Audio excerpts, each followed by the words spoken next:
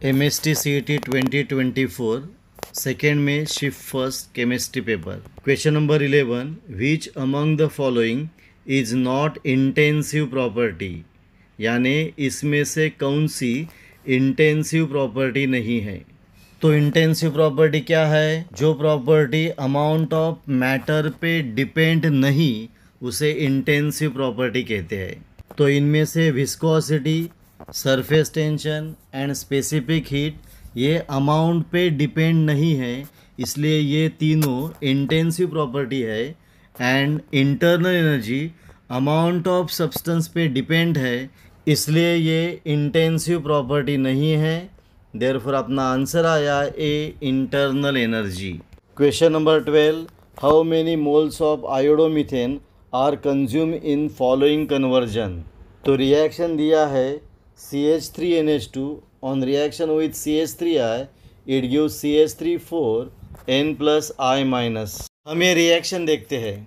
मिथिलामाइन लिया, एक आयोडोमीथेन लिया तो मिलेगा डाईमिथिलामाइन, दूसरा लिया तो मिलेगा ट्राईथिलामाइन, तीसरा लिया तो मिलेगा टेट्रामिथिल अमोनियम आयोडाइड, इसलिए आंसर आया 3 मोल्स ऑफ आयोडोमीथेन। तो अपना आंसर आया B, 3। Question number 13, calculate the time required for reactant to decrease the concentration from 100% to 20% if rate constant of first order reaction is 0.02303 per hour। तो क्या calculate करना है? Time, that is T.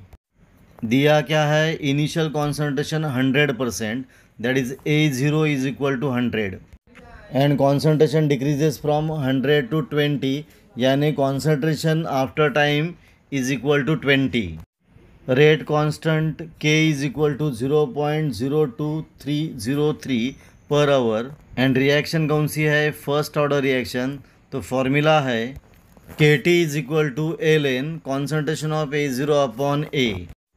तो K कितना है? 0.02303 into T is equal to ln 100 upon 20। तो ln क्या है? log to base E। तो 100 अपॉन 20 कितना है? 5, यानी ln 5, यानी log 5 to base E। And base E का बेस 10 में कन्वर्ट करना होता है, तो 2.303 से मल्टीप्लाई करते हैं। देयरफॉर राइट साइड में होगा 2.303 log 5 टू बेस 10। तो राइट साइड में क्या होगा? 2.303 log 5 टू बेस E, उसके बाद 0.02303 वो राइट साइड में डिवाइड होगा एंड आंसर आएगा T is equal to 69.88 hour, that is 70 hour. तो आंसर आया डी, 70 आवर।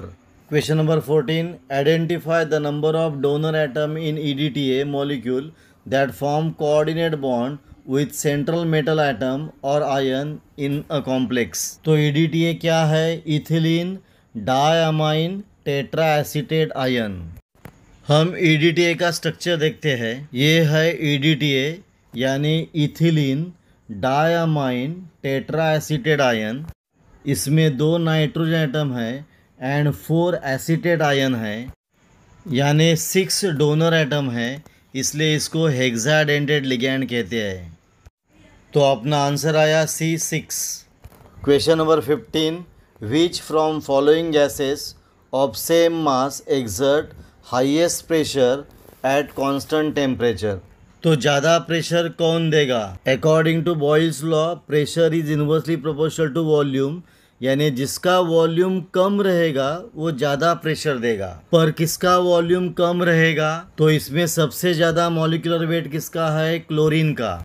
पर मास सेम है, तो सेम मास में क्लोरीन का मॉलिक्यूलर वेट ज़्यादा होने की वजह से नंबर ऑफ मॉलिक्यूल कम रहेगा, इसलिए क्लोरीन का वॉल्यूम कम रहेगा, इसलिए प्रेशर ज़्यादा होगा। तो हाईएस्ट प्रेशर कौन देगा? क्लोरीन। तो अपना आंसर है D, Cl2। Question number 16, calculate the volume of unit cell of an element having molar mass 27 gram per mole that form BCC unit cell. दिया क्या है? Rho Na is equal to 16 into 10⁻23 gram per centimetre cube पर मोल। क्या पूछा है? Volume of unit cell यानी ए cube. क्या दिया है? Molar mass 27 gram per mole यानी m is equal to 27। Rho Na is equal to 16 into 10⁻23। Structure कौन सा है? FCC, therefore n is equal to 4। तो अपना फॉर्मूला है rho is equal to n into M upon A cube Na। तो A cube कितना रहेगा? nm upon rho Na। तो n कितना है? 4, m कितना है? 27 एंड रो Na की वैल्यू है 16 इंटू 10⁻23। तो कैलकुलेशन करने के बाद वैल्यू आएगी a cube is equal to 6.75 into 10⁻23 पर ए क्यूब वॉल्यूम है, therefore v is equal to 6.75 into 10⁻23 centimetre cube. Question number 17, what is the ratio of concentration of salt to concentration of weak acid in buffer solution to maintain pH value 7.2, pK is equal to 6.2। क्या calculate करना है? Ratio of concentration of salt to concentration of weak acid. pH दिया है 7.2, pK दिया है 6.2। तो अपना formula है pH is equal to pK plus log concentration of salt upon concentration of acid. तो pH है 7.2, pK is equal to 6.2 plus log concentration of salt upon concentration of acid. 7.2 minus 6.2 कितना होगा? 1। Therefore 1 is equal to log concentration of salt upon concentration of acid. पर 1 क्या है? log 10 to base 10। तो क्या होगा?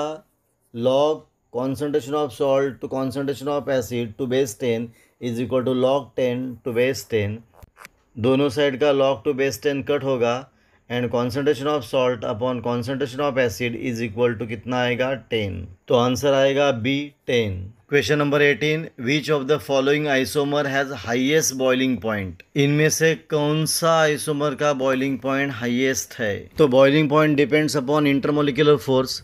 जिसका इंटरमोलिकुलर फोर्स ज़्यादा है उसका बॉइलिंग पॉइंट ज़्यादा रहेगा। प्राइमरी, सेकेंडरी, टर्शियरी अमाइन में सबसे ज़्यादा इंटरमोलिकुलर फोर्स किसका रहेगा? तो प्राइमरी अमाइंस का। देयरफॉर प्राइमरी अमाइंस का बॉइलिंग पॉइंट ज़्यादा रहेगा। तो इसमें प्राइमरी अमाइन कौन है? तो एन ब्यूटिल अमाइन। तो एन ब्यूटिल अमाइन का बॉइलिंग पॉइंट सबसे ज़्यादा रहेगा। तो अपना आंसर आया D, n butyl amine. Question number 19, identify the product obtain when methyl bromide react with sodium tertiary butoxide. तो इसकी हम रिएक्शन देखते हैं। तो यह है methyl bromide that is CH3Br and sodium tertiary butoxide दिया है।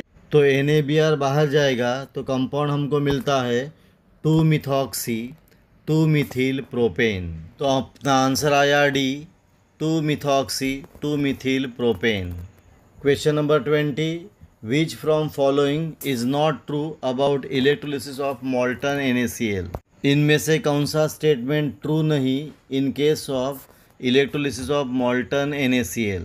तो ए ऑप्शन क्या है? Cl2 gas is liberated at anode, ये बराबर है, ये ट्रू है।